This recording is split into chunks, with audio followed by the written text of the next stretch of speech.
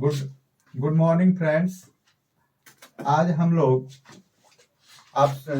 लोग देखेंगे साइंस के 25 क्वेश्चन जो क्लास 10 के लिए रहेगा और यह हमें विश्वास है कि यह आपके एग्जाम में जरूर ही 20 में से 10 से 15 नंबर जरूर आएगा आपके एग्जाम में।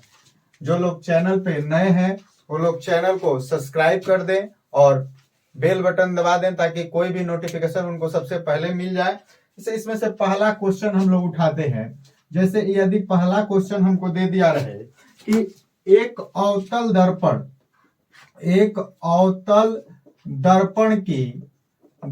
की वक्रता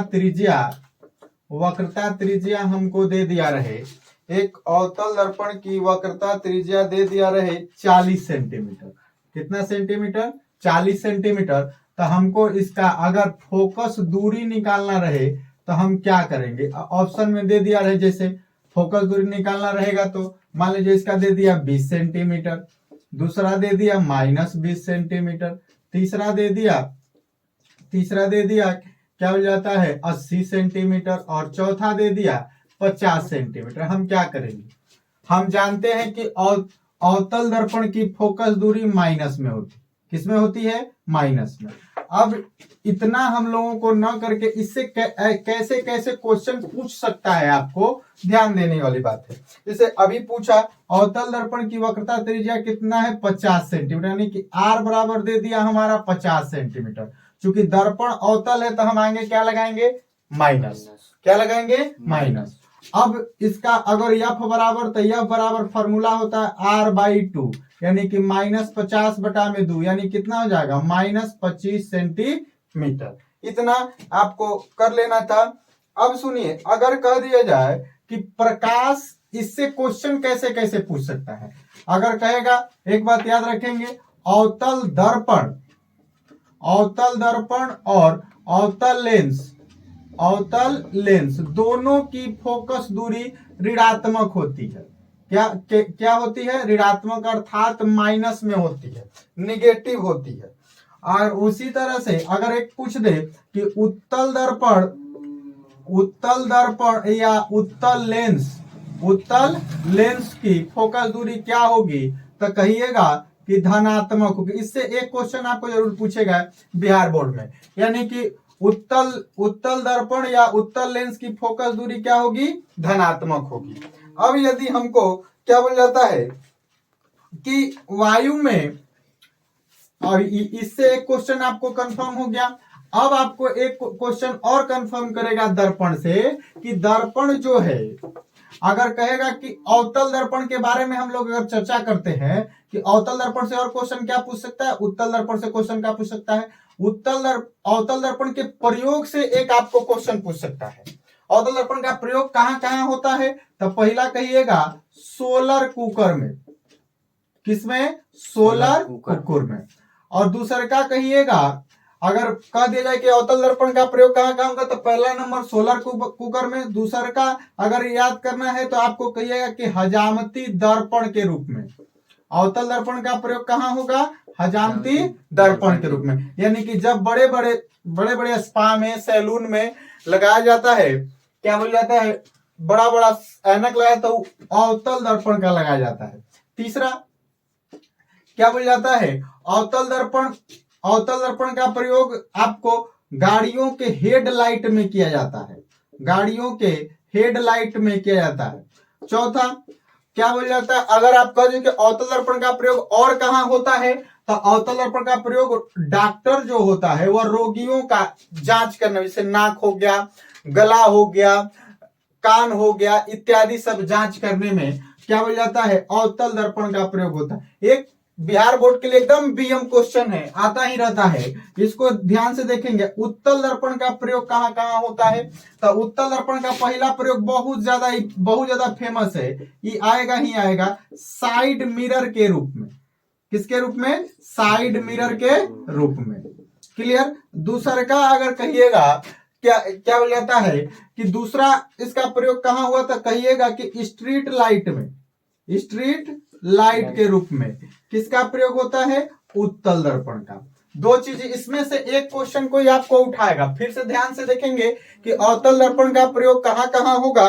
तो अवतल दर्पण का पहला प्रयोग होगा कि अवतल दर्पण का प्रयोग सोलर कुकर में, दूसरा हजामती दर्पण के रूप में, तीसरा हेडलाइट में, गाड़ियों का जो हेडलाइट होता है उसमें, और डॉक्टर जो जांच करता है रोगियों का नाक, कान, गला, मुंह इत्यादि सब जांच करने में अवतल दर्पण का प्रयोग करता है।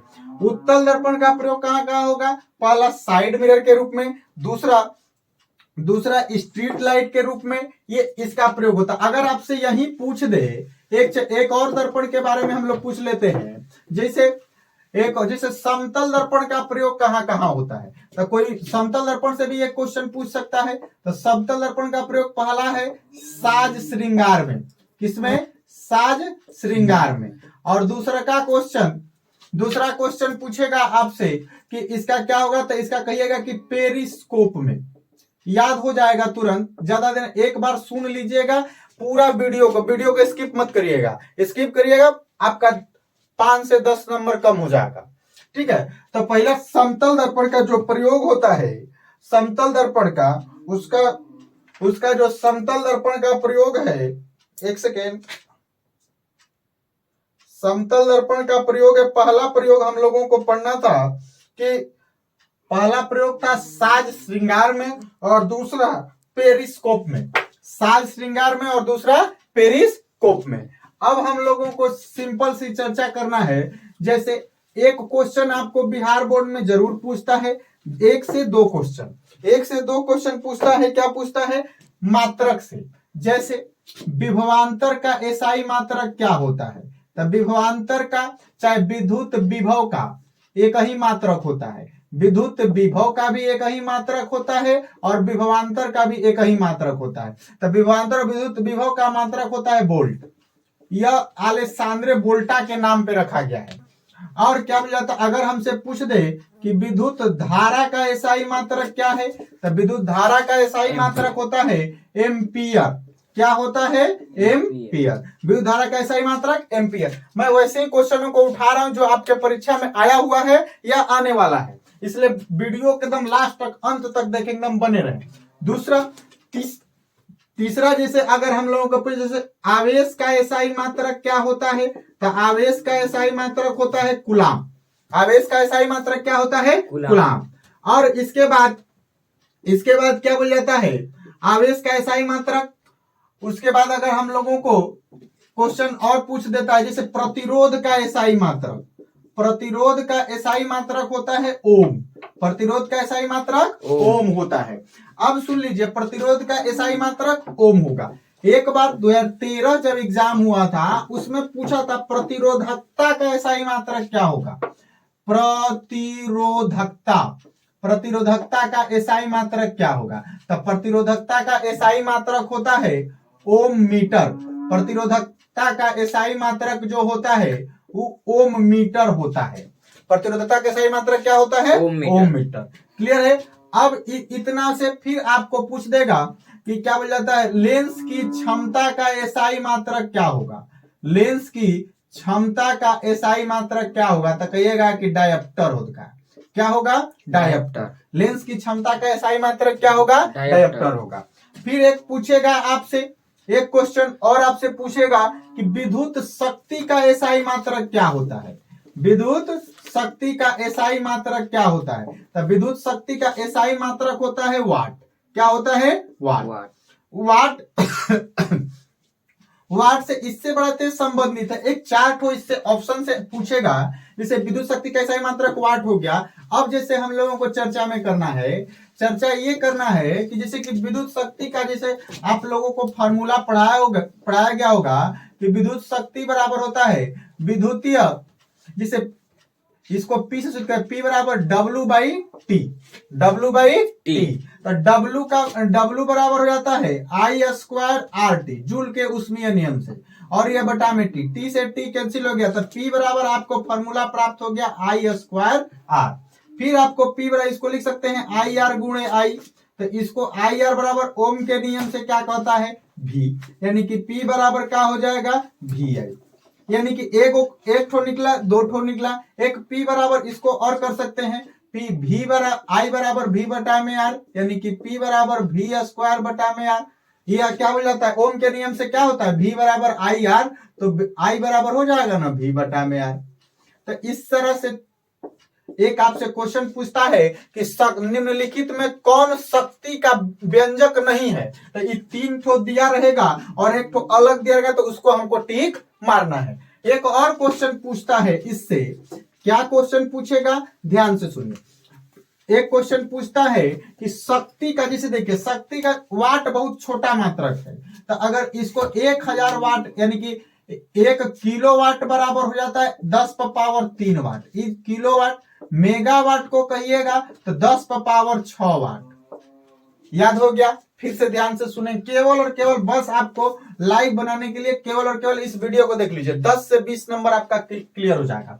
1 किलोवाट बराबर हो जाएगा 10⁻³ वाट, 1 मेगावाट बराबर 10⁻6 वाट। अब एक शक्ति का एक और अन्य मात्रक हो जिसको कहते हैं 1 HP, यानी जिसको कहते हैं हम लोग हॉर्स पावर, यानी कि अश्व शक्ति। अश्व शक्ति 1 HP बराबर होता है 746 वाट। क्या होता है, 746 वाट। इसको देख लेंगे। अब विद्युत ऊर्जा का व्यवसायिक मात्रक होता है, ये भी क्वेश्चन पूछेगा, विद्युत ऊर्जा का, लिख लीजिएगा इसको, विद्युत ऊर्जा का व्यवसायिक मात्रक क्या होगा, तब पूछेगा तो उसको बताइएगा व्यवसायिक मात्रक क्या होगा, तो आप उसको बता देना है आपको किलोवाट घंटा।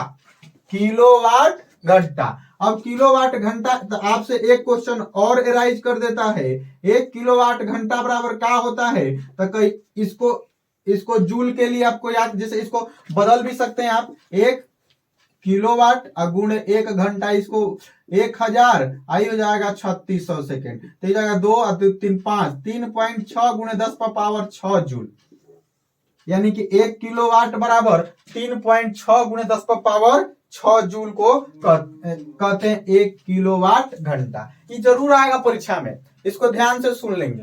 अब आपको अब चलिए देखिए दोस्तों, अब आपको अगला सब चीज, अगला एक नंबर का एमसीक्यू का क्वेश्चन बता रहे हैं। जैसे आपसे पूछ सकता है, ये भी पूछ सकता है इस बार के एग्जाम में कि श्वेत प्रकाश में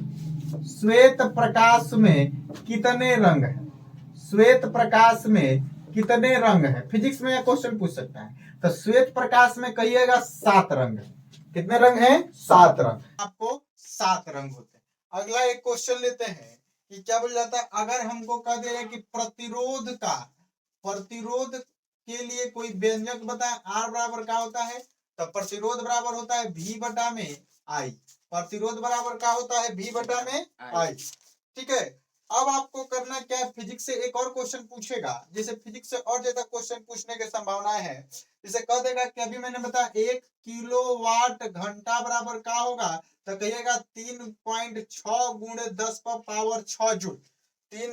अब फिर उसके बाद कहिएगा कि अब मानो से कहिएगा, अब मानो नेत्र से, जैसे मानव नेत्र में अगर आपसे पूछ दे, मानव नेत्र से भी क्वेश्चन पूछता है हमेशा 1 नंबर का, तो कहिए कि मानव नेत्र में कौन सा लेंस लगा होता है, उसकी प्रकृति क्या होगी, तो उत्तल लेंस। क्या होगा, उत्तल लेंस। ठीक।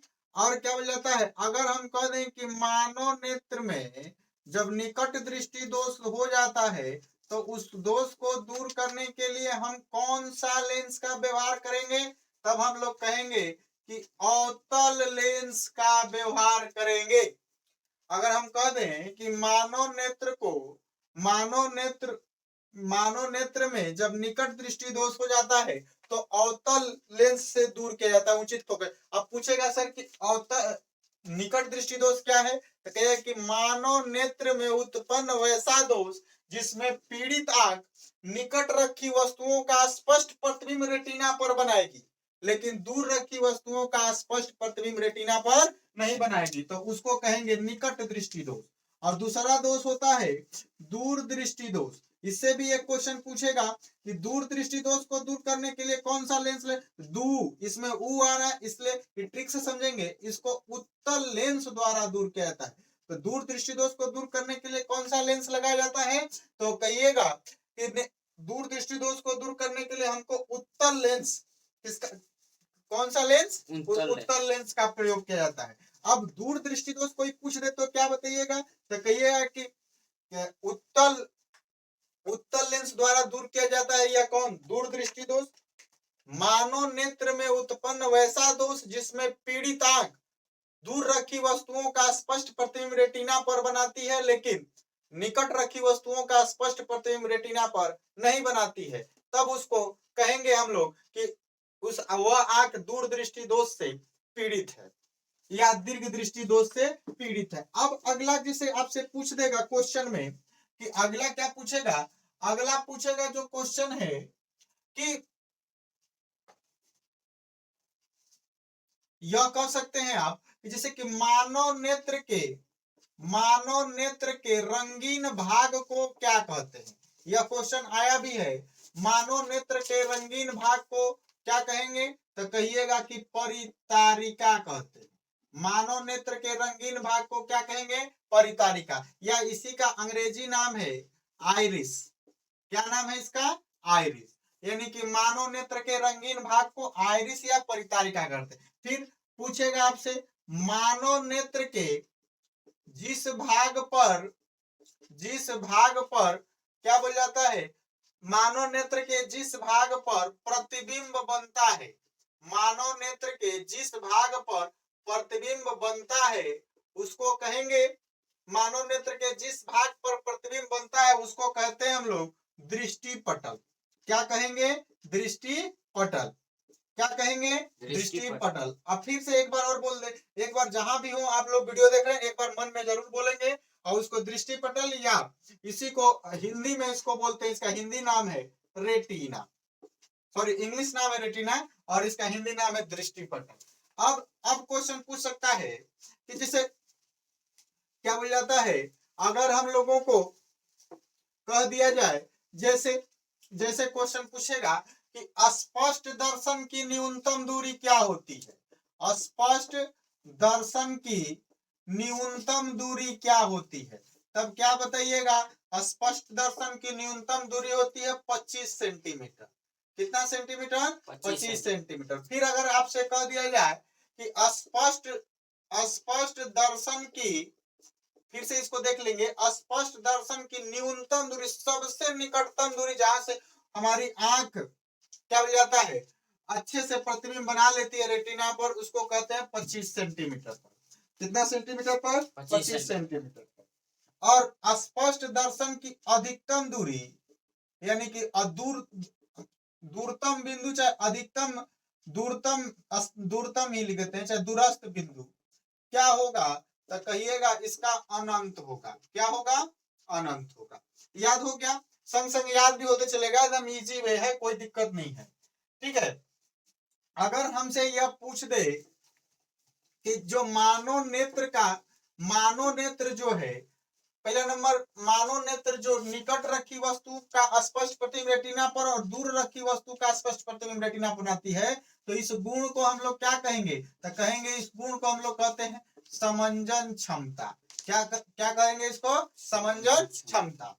और इसका समंजन क्षमता क्या बोल जाता है? मानव आंख की समंजन क्षमता 4D होती। कितना होता है? 4D। ठीक है। अब आइए क्या बोल जाता है,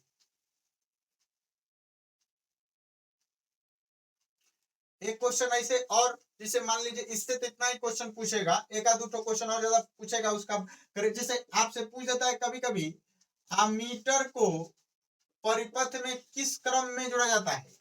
अमीटर को परिपथ में किस क्रम में जोड़ा जाता है? कहिएगा इसको श्रेणी क्रम में। किस क्रम में? श्रेणी क्रम में।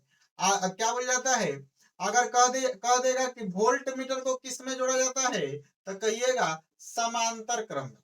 समांतर क्रम में। यह 3 चैप्टरों का लगभग छोटा मोटा एक नंबरिया क्वेश्चन है एमसीक्यू, जो आपके लिए बहुत ज्यादा बेनिफिट है, जो कम समय में और ज्यादा नंबर लाने के लिए, ज्यादा नंबर यदि बिहार बोर्ड में चाहे सीबीएसई बोर्ड में कम समय में ज्यादा नंबर लाना चाहते हैं तो चैनल से एकदम जुड़े रहे। ठीक है। अब सुनिए, जैसे ऑप्शन में पूछ जाता है निम्न में कौन लेंस बनाने के लिए प्रयुक्त नहीं होता है? तो निम्न में कौन लेंस, जैसे 4 चीजें, तो मिट्टी को लेंस बनाने में प्रयुक्त नहीं किया जा सकता, यही ऑप्शन में मारना है हमको। जैसे अगर कांच रहेगा तो कांच का लेंस बनाया जा सकता है, प्लास्टिक रहे तो प्लास्टिक का लेंस बनाया जा सकता है, और क्या बोल जाता है, या और भी जैसे कि जल जल का भी शायद कांच जल का भी बनाया जा सकता है। ठीक है, हम लोग आज इतना ही वीडियो में देखेंगे, और आप सभी से विनम्र निवेदन है कि जितना पिछले वीडियो को प्यार दिए, इस वीडियो को भी दें, और सबसे ज्यादा लोगों को शेयर करें और सब्सक्राइब करें।